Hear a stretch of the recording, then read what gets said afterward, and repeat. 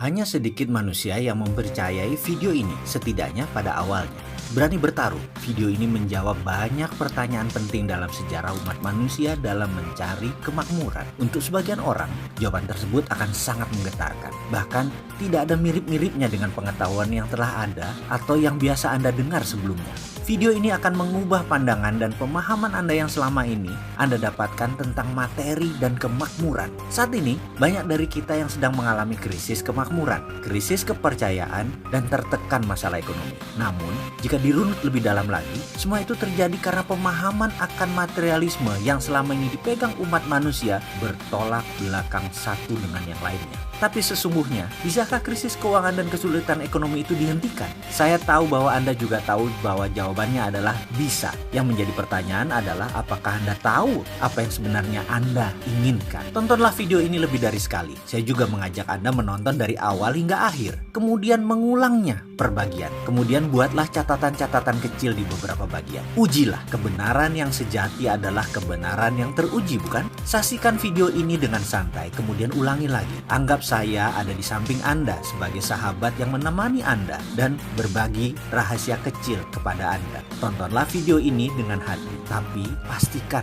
gunakan lebih dari satu hati. Hati-hati. Banyak informasi dalam kehidupan ini, terutama dalam mencari kemakmuran, menjadi tidak akurat setelah Anda menonton video ini. Tetapi garansi, pasti hasilnya lebih baik. Itulah jawaban mengapa dunia sekarang dalam bahaya yang sangat besar, karena kemakmuran seakan tidak bisa dicapai oleh semua orang. Hanya segelintir orang yang kebetulan bernasib baik memperolehnya. Kembali pilihan ini ada pada kita. Siapkah Anda menulis sejarah hidup Anda? Kita mulai dengan otak sama, nasib beda. Ketika berbicara soal kemakmuran, prosperity conscious atau kesadaran kaya, selalu menjadi hal pertama yang saya bahas adalah kata-kata. Ini menekankan bahwa cara kerja otak adalah pilihan. Jadi bagaimana Anda memprogram otak Anda untuk menjadi seorang yang kaya, Andalah yang menentukan. Artinya, kaya itu pilihan. Siapa yang ingin mendapatkannya pasti dapat, karena kaya itu hak semua orang. Ini sekilas fakta tentang otak. Bangsa manapun di dunia, ukuran otaknya, baik ukuran panjang syarafnya,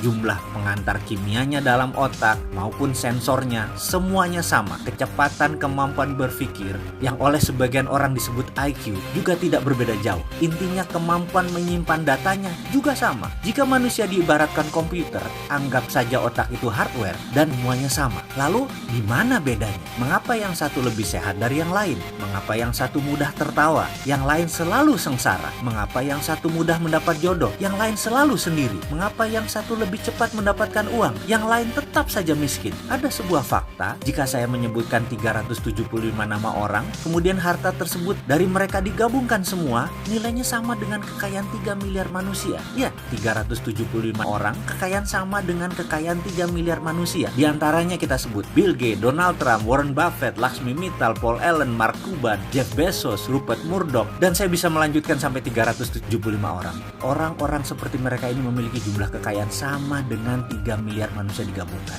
Jadi kesimpulan, otak sama, nasibnya beda. Nasib, ini batu sandungan pertama. Ada sebuah sistem pada manusia yang namanya belief system atau sistem keyakinan. Ini ditanam di subconscious atau di pikiran bawah sadar seseorang. Jika sudah ditanam di posisi ini, untuk mengubahnya perlu teknik khusus. Kalau menggunakan cara biasa tidak akan pernah berubah. Misalnya kebiasaan merokok. Maaf ya, saya mengambil contoh merokok karena mudah difahami. Saya tidak merokok, tapi saya bukan anti orang perokok. Prinsip saya merokok itu baik, tidak merokok itu lebih baik. Itu hanya sebuah pemahaman dan pengambilan posisi dalam melihat sesuatu. Kembali ke merokok sebagai contoh. Dalam iklan televisi dikatakan secara vulgar, merokok bisa menyebabkan kanker, gagal janin, penyakit paru-paru, dan lain sebagainya. Apakah dibaca oleh setiap perokok? Ya, namun apakah mereka lantas berhenti merokok karena takut akan peringatan tersebut? Tidak juga. Mengapa? Itulah kerja otak. Otak conscious yang menguasai informasi pengetahuan hanya menguasai 12% dari sebuah tindakan. Subconscious, bawah sadarnya 88%. Informasi tadi hanya menempel di conscious, tidak menjadi gerak karena dalam database otak, subconscious menyatakan merokok itu nikmat. Jadi, itulah yang terus dilakukan olehnya, merokok.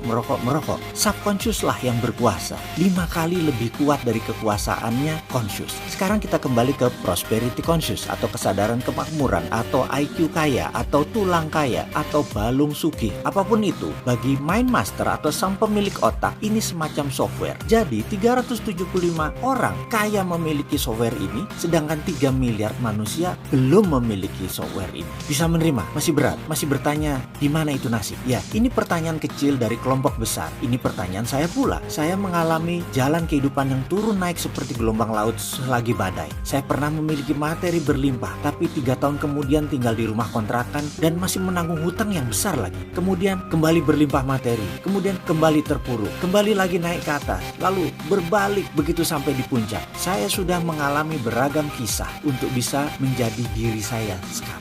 Ketika itu saya banyak mempertanyakan nasib dan urusan jalan hidup. Hingga akhirnya saya memutuskan untuk belajar dan mencari kemanapun untuk mendapatkan jawaban pertanyaan saya yang terbesar. Nasib itu pemberian Tuhan atau buatan manusia? Itu pertanyaan saya. Saya tidak kaget jika pertanyaan itu membuat Anda memutuskan berhenti menonton video ini hingga di chapter ini. Karena belief system Anda menyatakan rezeki sudah ada yang mengatur. Sementara kalau diteruskan ternyata rezeki itu manusia yang mengatur. Yang selama ini kita kenal dan melaksanakan sesuai sistem Tuhan. Ini sungguh menyesakkan, bukan? Tapi kalau itu kebenaran yang terjadi, bagaimana? Izinkan kosongkan gelas Anda. Ke depan akan ada banyak hal yang menyesakkan dada Anda. Saya tetap akan melanjutkan kisah dalam video berikutnya untuk Anda sahabat semua. Karena saya tahu sekali, fakta bisa merubah kebenaran. Ya, kebenaran Anda akan ditantang ke batas ujung dengan fakta-fakta yang akan saya berikan. Beranikah Anda meneruskan video selanjutnya?